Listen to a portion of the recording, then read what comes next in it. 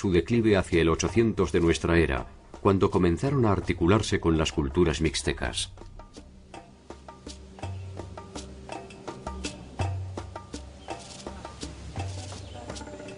En Monte Albán utilizaron complejos y rigurosos ritos funerarios con enterramientos múltiples que incluían sofisticados atavíos para los muertos.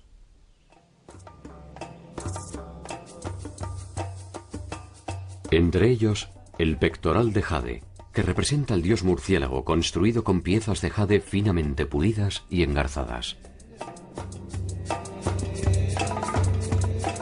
Y lo interesante de esta pieza es que representa al murciélago. En Mesoamérica, los murciélagos, igual que en otras partes del mundo, están asociados con el inframundo, ¿sí? Son comunicadores, por ser animales nocturnos, son comunicadores del mundo de los muertos.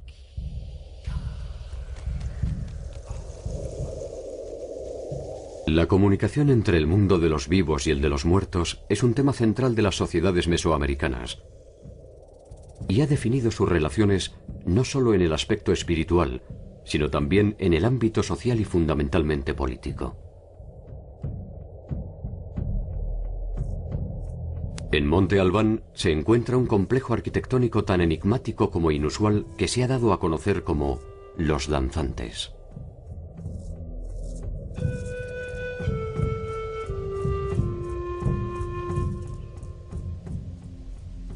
Se trata de más de 300 lápidas talladas sobre piedra que revisten un edificio con representaciones de personajes en distintas posiciones.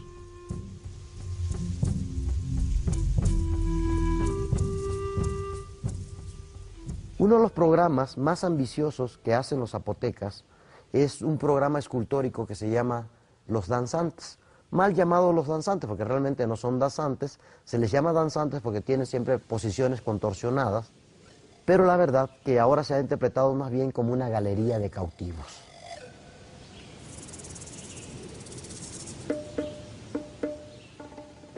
¿Quiénes fueron los misteriosos danzantes? ¿Qué idea representan? ¿Por qué motivos fueron ubicados estratégicamente al pie del templo? Las respuestas a estas preguntas nos permiten avanzar sobre un retrato del verdadero poder de Monte Albán.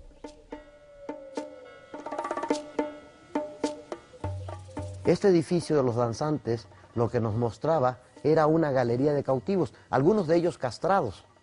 Los genitales están cortados y salen chorros de sangre en forma de flor.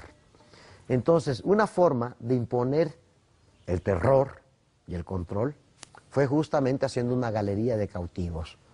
Es algo así como, ve lo que te puede pasar si no te alineas al estado de Monte Albán.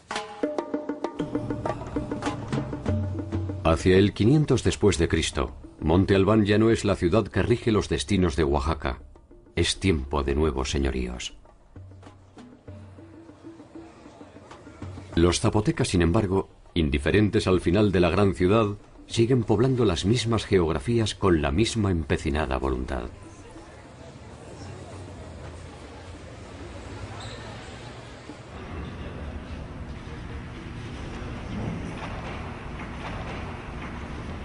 Los pueblos de Mesoamérica organizaron el cosmos al igual que el resto de los pueblos del mundo, en torno a un eje vertical que incluye el inframundo, el mundo de los muertos, el plano terrenal donde interactúan los humanos y el plano celestial donde viven los astros.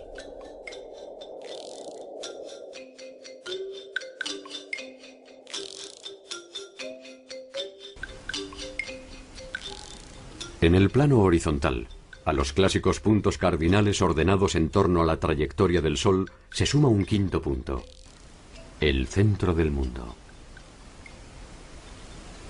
En esta parte del centro se yergue el Axis Mundis, el árbol cósmico, el árbol de la vida, cuyas raíces van al inframundo, pero cuyas ramas van hacia el cielo. Entonces, este Axis Mundis es el principal medio de comunicación entre los tres niveles del cosmos. Los pueblos mesoamericanos, igual que muchos pueblos del mundo, comparten este sistema de creencias que son universales. Recordemos que el hombre americano no es originario de América. Si bien es cierto, llegó hace muy poco, no hace más de 50.000 años, pero cuando llega ya es Homo sapiens. O sea, 100, 200.000 años antes de que el hombre llegue a América ya hay todo el culto a los muertos. Entonces vamos a encontrar similitudes en los cultos funerarios mesoamericanos, y los peruanos, y los egipcios, y los africanos, y los chinos, y los europeos, o sea, porque es una cosa que comparte toda la humanidad.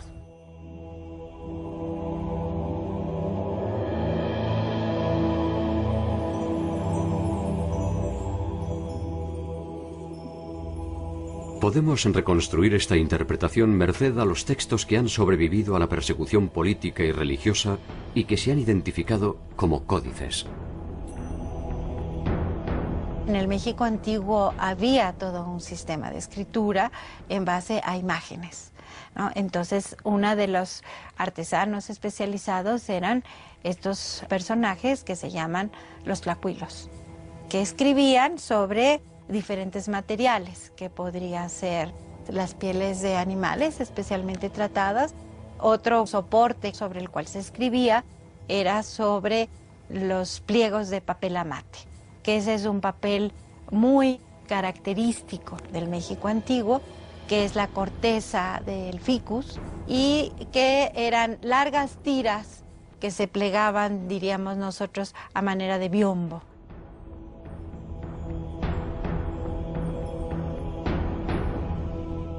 Los códices tienen contenido de distinta naturaleza. Hay códices completamente históricos, hay códices genealógicos, hay códices astronómicos. Por ejemplo, los 3 que conservamos del área maya contienen tablas de eclipses, presagios acerca del destino de los días, etc.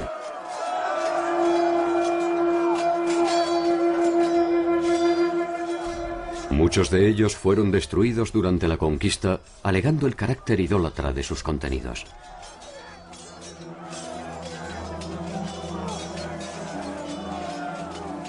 Los pocos que sobrevivieron, en su mayoría, están archivados fuera del territorio mexicano.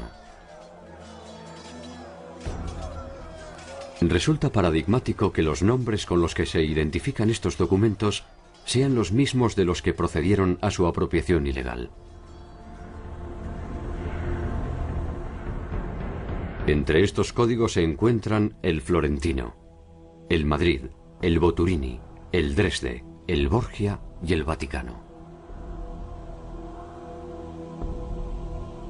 Algunas veces los códices guardaban memoria histórica de los pueblos. Sabemos que Ixcoatl, el cuarto emperador azteca, mandó quemar códices para evitar que las versiones de la historia que no eran tan favorables a lo que quería imponer el grupo reinante azteca sobre los otros grupos quedaran borradas de la memoria colectiva, y entonces se hizo una gran destrucción de códices, y a partir de esa fecha se empezaron a escribir la versión oficial dirigida por el grupo dominante. Itzatcóatl llegó al poder en el año 1430. A partir de la quema de los códices está en condiciones no solo de escribir el futuro de su pueblo, también es dueño de su pasado.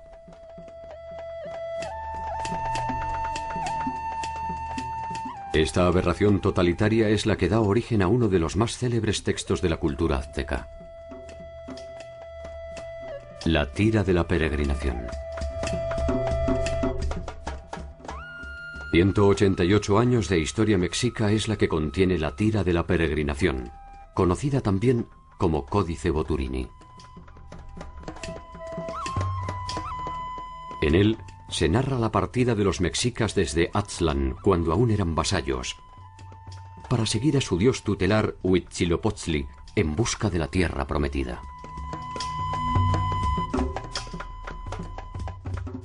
Si la tira continuara más allá del momento en que Coxcox le da la libertad a los mexicas, se leería también la victoria definitiva sobre los tepanecas y la señal del águila devorando la serpiente sobre la planta de nopal en el lugar en el que se erigió Tenochtitlan el 8 de junio de 1325.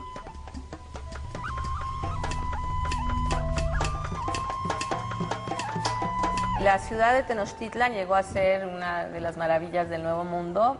Se calcula que llegó a tener entre 150 y 200.000 habitantes.